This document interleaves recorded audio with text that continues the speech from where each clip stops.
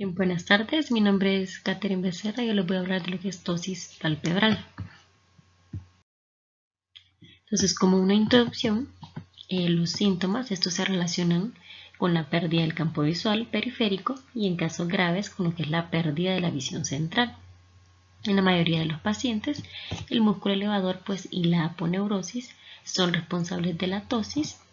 También lo que es la mayoría de estos pacientes con tosis tienen lo que es tosis congénita, que es causada por una distrofia del músculo elevador, o lo que es una tosis involutiva, que está relacionado con los cambios del envejecimiento en lo que es la aponeurosis o el músculo elevador. Tenemos lo que es anatomía y función. Entonces vamos a hablar de la posición normal de los párpados.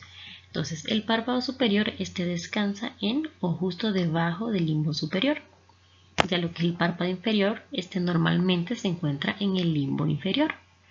Lo que es la apertura palpebral, esta se define como la distancia entre el margen del párpado superior y el margen del párpado inferior. Su medida normal va a ser de aproximadamente unos 9 milímetros. La posición del párpado superior, se cuantifica mejor como lo que es la distancia margen reflejo del párpado superior, o sus siglas DMR1. Esta medida se extiende desde el reflejo de luz de la córnea central hasta el margen del párpado superior, y su medida va a ser normalmente de 4 a 5 milímetros. Podemos ver acá en esta imagen lo que es la medición de la distancia margen reflejo y lo que es la fisura palpebral. En este caso vemos como el DMR1 es de 1 milímetro y lo que es el DMR2 es de 5 milímetros.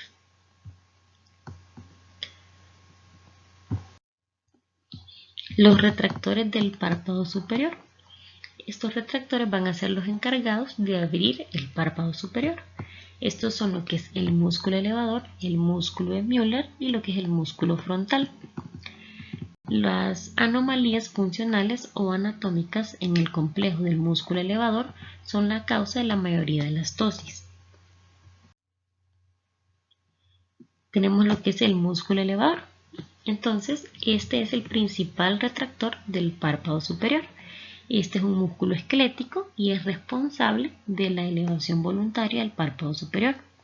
Lo que es su inervación se realiza a través de la división superior del tercer nervio craneal, lo que es el nervio oculomotor. Este músculo se origina en lo que es el vértice de la órbita y se extiende hacia adelante por debajo del hueso del techo de la órbita. También lo que es el ligamento de Whitman. Este es un hito anatómico importante. Se va a extender desde la fascia que rodea la glándula lagrimal en un sentido temporal hasta la tróclea en sentido mediano.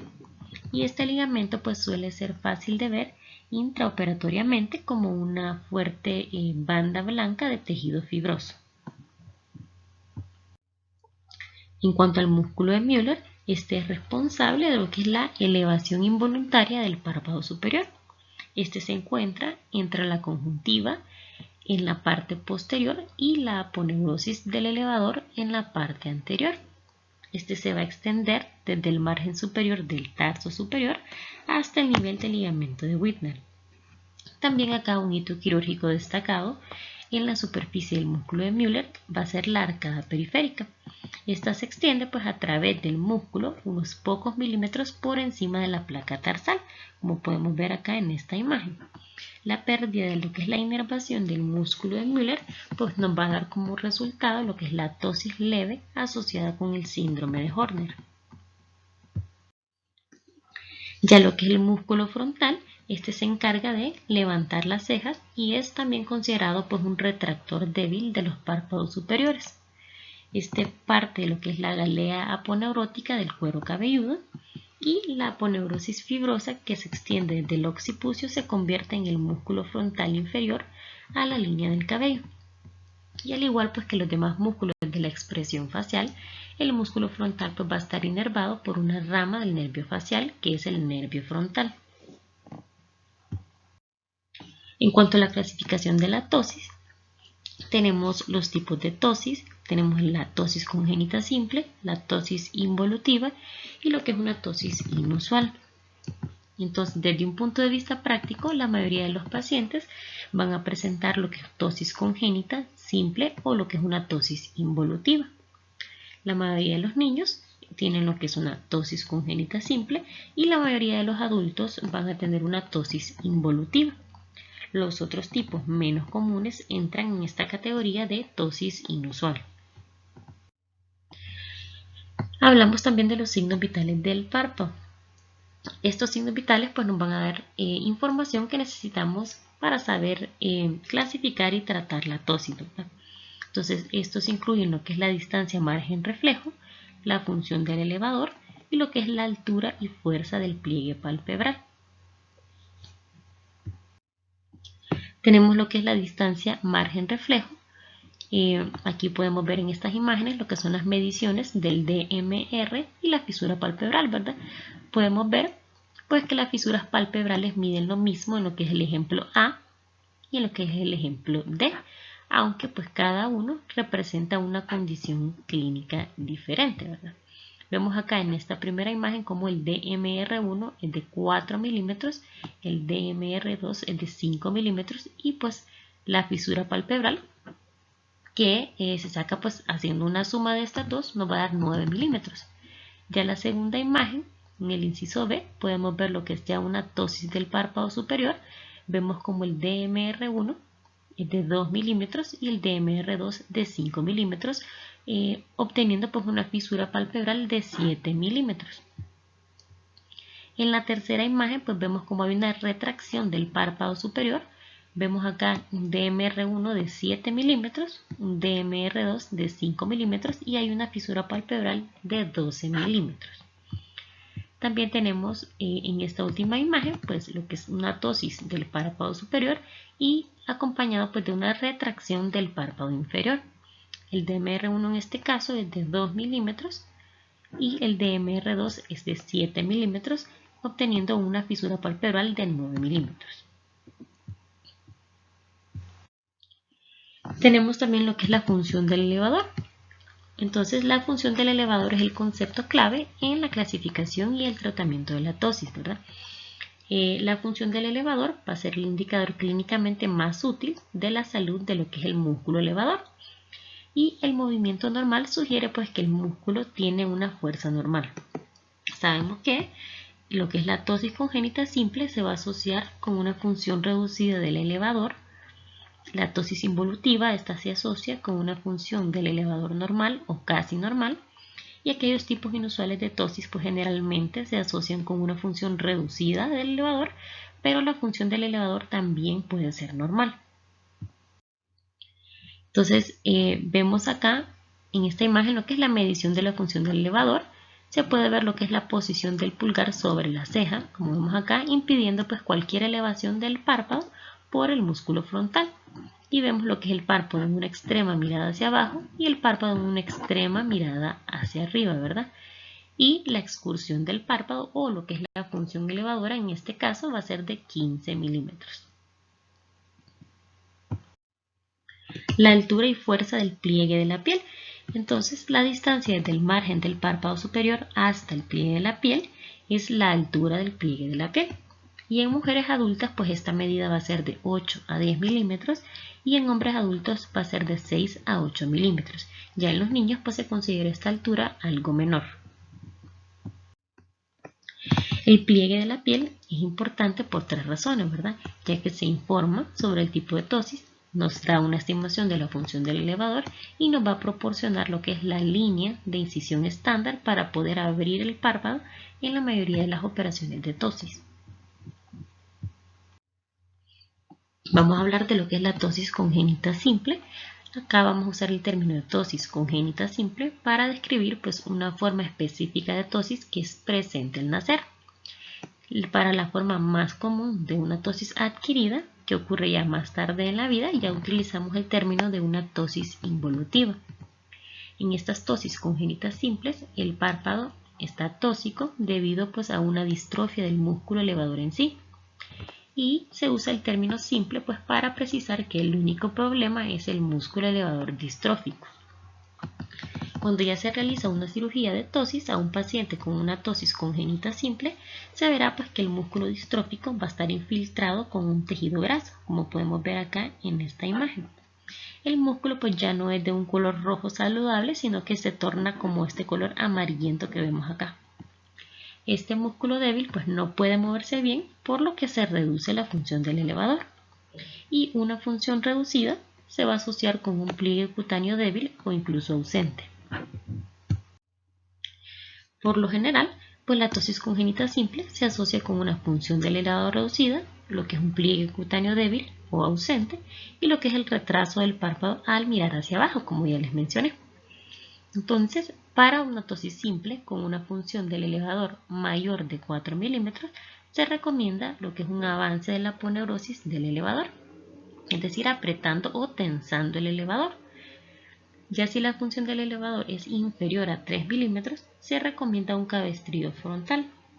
Y para una función del elevador entre 3 y 4 milímetros, es habitual lo que es un avance generoso con la resección que se extiende muy por encima del ligamento de Whitnall hacia el propio músculo. Podemos ver acá en esta imagen pues lo que es las características de la tosis congénita simple. En este caso pues vemos que es bilateral y asimétrica. Podemos ver acá lo que es el párpado superior derecho tóxico con un pliegue cutáneo débil. Vemos que el párpado superior pues no cae tanto en el lado menos tóxico, es decir que hay un retraso del párpado al mirar hacia abajo, ¿verdad? Debido a lo que es la fibrosis en el músculo elevador débil. Y acá podemos ver lo que es un párpado superior que no se eleva bien, es decir que hay una función del elevador reducida. Ya hablando de lo que es la tosis involutiva, esta se asocia con una función normal o casi normal del elevador. Se sugiere pues que la caída del párpado es causada por la aponeurosis que se separa de la placa tarsal, por lo tanto recibe un nombre como tosis aponeurótica. Y esta puede variar de leve a grave y puede ser bilateral o unilateral. Y el término pues de desinserción se utiliza, lo que implica un deslizamiento de la aponeurosis, es decir, una desinserción de la placa tarsal o lo que es un adelgazamiento de la propia aponeurosis, es decir, una dehiscencia o una rarefacción. Por lo general, las tosis involutivas se van a asociar con lo que es, como les mencioné, una buena función del elevador, un pliegue alto de la piel y va a haber caída del párpado al mirar hacia abajo. Y pues, dado que estos pacientes con tosis involutiva tienen una función normal del elevador, el procedimiento de elección es apretar o tensar la aponeurosis del elevador. Acá podemos ver en esta imagen lo que es las características de esta tosis involutiva. Vemos acá lo que es un párpado superior izquierdo tóxico con un pliegue cutáneo débil. Podemos ver en esta otra imagen un párpado superior que nos muestra una caída del párpado al mirar hacia abajo. Y la última imagen podemos ver cómo la función del elevador es normal. Acá tenemos lo que es las características de los tipos comunes de tosis, tanto en la tosis congénita simple como en la tosis involutiva, y lo que es el tratamiento que se recomienda para cada uno de ellos, ¿verdad? Como en cuanto a la historia, como una introducción, pues el objetivo para la toma de decisiones es lo que es la toma de antecedentes, y el examen físico es obtener lo que son estos datos, que es identificar el tipo de tosis, formular un plan de tratamiento y identificar lo que son factores que modifican el tratamiento. Entonces acá tenemos lo que son niños con tosis, lo que son las metas de la anamnesis, que va a ser lo que es confirmar el diagnóstico y la etiología, identificar alguna característica de una tosis inusual y de lo que es identificar factores que puedan modificar la cirugía. Y vemos acá estos factores tanto en una tosis congénita simple y vemos también lo que son factores que sugieren un tipo inusual de tosis. Acá podemos ver lo que son en adultos, siempre estas metas en la anamnesis, igual, ¿verdad? Las mismas metas que en cuanto a los niños, y lo vamos a ver en lo que son la tosis involutiva, aquellos factores que nos sugieran un tipo inusual de tosis y aquellos que nos puedan modificar la operación, ¿verdad? En cuanto al examen físico, como hemos visto anteriormente, pues una buena historia nos prepara para hacer un examen físico dirigido, y como en todos los campos de la medicina, pues la anamnesis y la exploración física van a ser muy complementarias. Los objetivos de este examen físico son clasificar el tipo de tosis según la función del elevador, identificar hallazgos que sugieran la presencia de una tosis inusual, documentar el grado de tosis y buscar factores que puedan modificar la operación habitual de tosis. En cuanto a las características, ¿verdad? Vamos a recapitular. La tosis es de moderada a grave, a veces leve, por lo general es bilateral, a menudo puede ser asimétrica, y tenemos lo que es una triada, ¿verdad? Que ya les he venido mencionando, lo que es un pliegue de la piel débil o ausente, una función elevadora reducida de 0 a 10 milímetros y un retraso del párpado al mirar hacia abajo. En cuanto a la visión, la motilidad y el resto del examen, estos van a estar normales, y la ambliopía se menciona que esta ocurre raramente.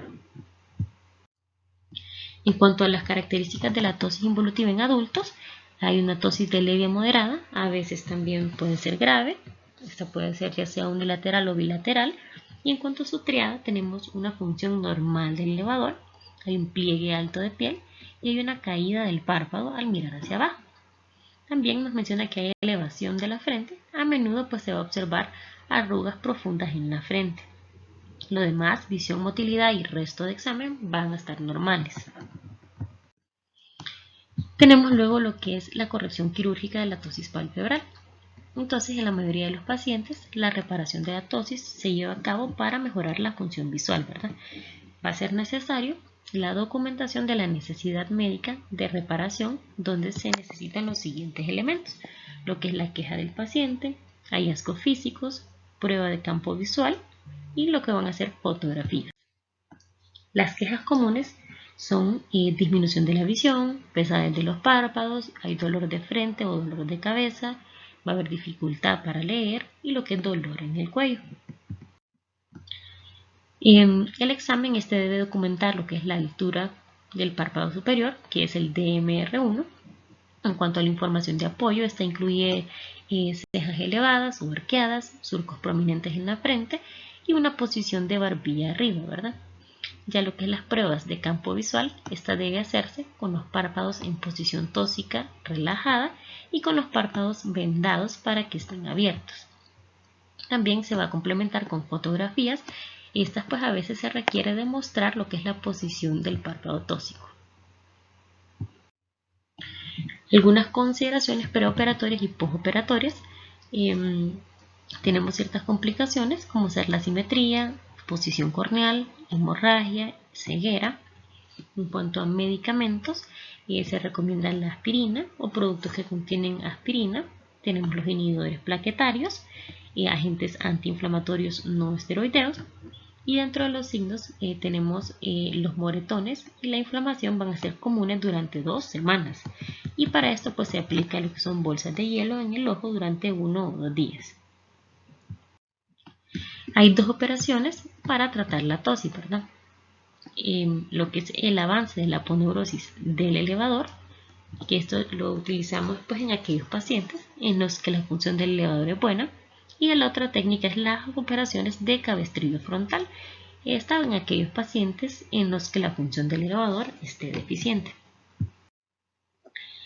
Entonces la operación de avance de la aponeurosis del elevador pues es una de las operaciones oculoplásticas más comunes realizadas.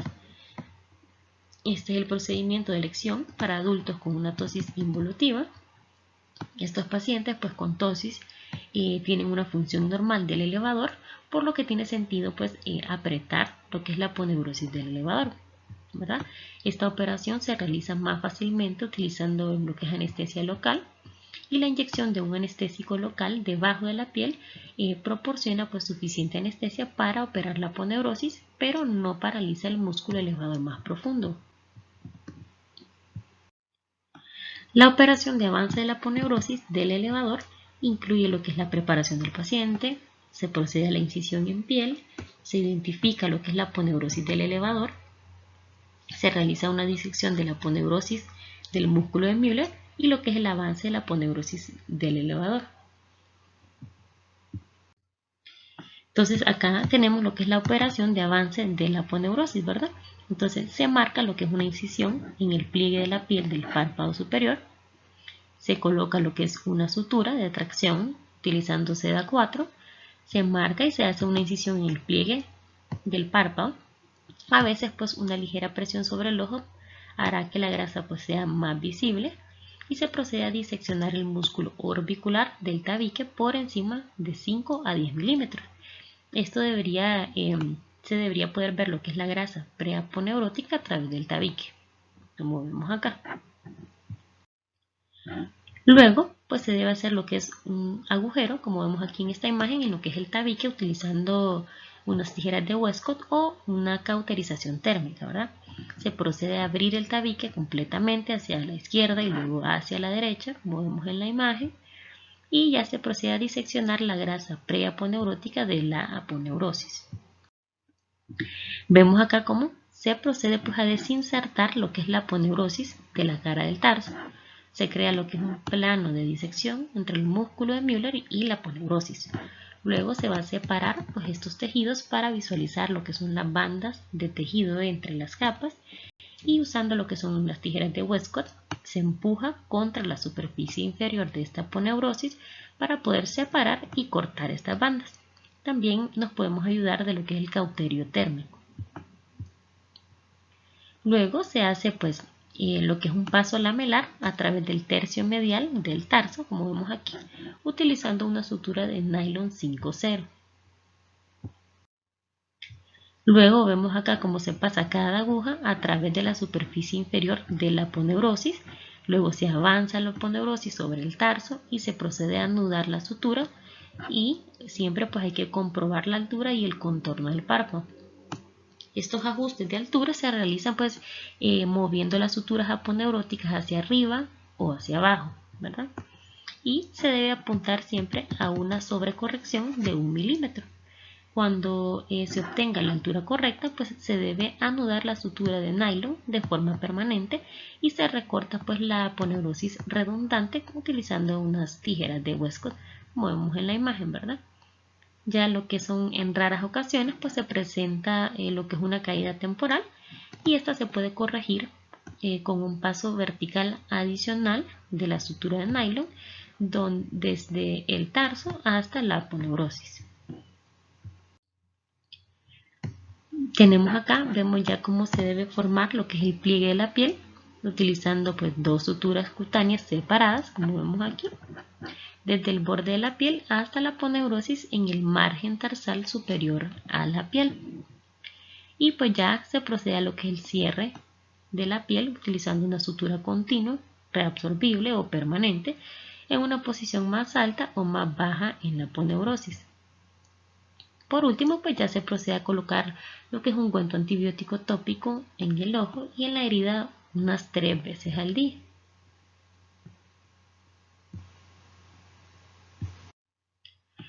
Tenemos también el otro procedimiento, que es el de un cabestrillo frontal. Entonces la indicación más común para esta operación va a ser la ptosis congénita simple, como ya les he mencionado, que tenga una mala función del elevador. Pero pues esta operación se usa para cualquier tipo de ptosis con una mala función en sí, ¿verdad? Entonces se puede usar cualquiera de una variedad de materiales de suspensión para abrir el párpado, y el estándar de oro ha sido pues la fascia lata autógena extraída del muslo del paciente. Esta operación nos incluye lo que es igual, ¿verdad? Preparar el paciente, incisiones en piel, la sutura de la fascia al tarso, se pasa la fascia a la ceja, se cierra los pliegues de la piel, luego se procede a un ajuste de altura y contorno y las incisiones ya finales. Entonces, vemos acá en esta imagen cómo se marca una elipse de blefaroplastía de 2 a 3 milímetros en el pliegue de la piel. Se marcan las heridas de la ceja medial al canto lateral y lateral a la muesca supraorbitaria, como vemos acá. Se procede también a marcar una tercera incisión de 1.5 centímetros por encima de la ceja justo pues nasal a la pupila. Luego vemos acá cómo se coloca una sutura de tracción de seda 4-0. se extirpa el colgajo del músculo de la piel, dejando pues libre la superficie anterior del tarso. Luego ya se sutura las tiras de fascia al tarso con una sutura de poliéster 5-0 y ya luego se pasa lo que es la fascia por debajo del tabique orbitario, pues cerca del arcus marginalis, y se extraen las heridas de la ceja con un trocar de mayo. Luego se va a proceder al cierre del pliegue de la piel utilizando suturas. Vemos acá cómo ya se ata esta fascia en las heridas de la ceja, acá arriba, ajustando pues la altura y el contorno para que descanse en el limbo superior. Y se debe pasar pues un extremo de cada tira de fascia por la incisión apical, que sería esta de acá, para poder realizar lo que es un nudo final. Y ya se cierran las heridas de la ceja con una sutura absorbible. Tenemos también los tipos inusuales de tosis.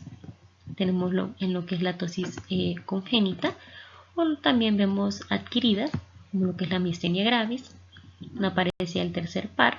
Vemos lo que es la tosis mandibular de Marcus-Kohn, entre otras, ¿verdad? Podemos ver acá que este tipo poco común de tosis es uno de los más llamativos. Acá pues el párpado superior caído se eleva con los movimientos de la cara, como podemos ver en la imagen, ¿verdad?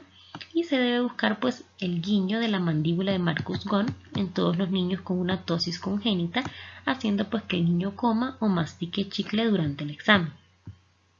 Vemos en la imagen, ¿verdad? Esta tosis mandibular de Marcus-Kohn. Vemos acá en esta primera imagen como hay una red, hay un párpado superior derecho está tósico en reposo y ya hay una retracción cincinética del párpado superior que se observa ya cuando el niño abre la boca, ¿verdad?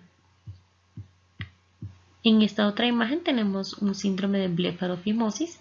Vemos que es un rasgo autosómico dominante presente en 2 o 3 hermanos y se observa pues la tosis con una mala función del elevador, es decir, que hay ausencia del pliegue cutáneo, hay un epicanto inverso, hay telecanto y una fimosis. En cuanto a los tipos inusuales de tosis adquirida, tenemos neurogénica, miogénica, postraumática y pseudotosis, ¿verdad? La tosis neurogénica, tenemos lo que es la miastenia gravis. Este es un trastorno autoinmune en el que se reduce el número de receptores de acetilcolina en la unión neuromuscular. Entonces la mala conducción del nervio da como resultado pues la debilidad de los músculos afectados. La tosis pues es típicamente variable y es posible que se observe un cambio en la posición del párpado de un minuto a otro o que se produzcan cambios a lo largo del día, ¿verdad? Tenemos acá en esta imagen pues una tosis secundaria a la miastenia gravis. Luego tenemos lo que es la parálisis de tercer par, que acá pues el daño al tercer nervio se puede dar por un traumatismo, infección, tumor o una compresión puede provocar una tosis del párpado superior asociada con diplopia. Ocasionalmente pues la parálisis puede ser congénita. Y tenemos también lo que es el síndrome de Horner, que este pues resulta de una pérdida del tono simpático, incluye lo que es tosis leve, miosis y lo que es elevación del párpado inferior y anhidrosis de la cara ipsilateral, como podemos ver en esta imagen, ¿verdad? En cuanto a la tosis miogénica, esta es una anomalía muscular primaria. La función pues reducida del elevador va a ser típica, por lo que a menudo se requiere una operación de cabestrillo frontal. Estos pacientes pues tienen la tosis más difícil de manejar y nos habla de la distrofia oculofaríngea, como vemos en la imagen.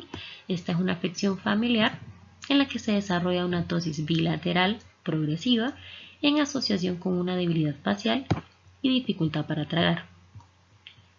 También tenemos la distrofia miotónica. Esta se va a asociar con miotonía o falta de relajación de los músculos después de una contracción sostenida. La tosis pues es lentamente progresiva y esta puede ser leve o grave. Y la oftalmoplejía externa crónica, esta es una miopatía pues progresiva que afecta los músculos oculares externos de forma bilateral. Los pacientes pues estos desarrollan tosis con una pérdida extrema de la motilidad ocular, a menudo hasta el punto de no moverse, como podemos ver acá en esta imagen. Y esto sería todo en cuanto al tema. Muchas gracias.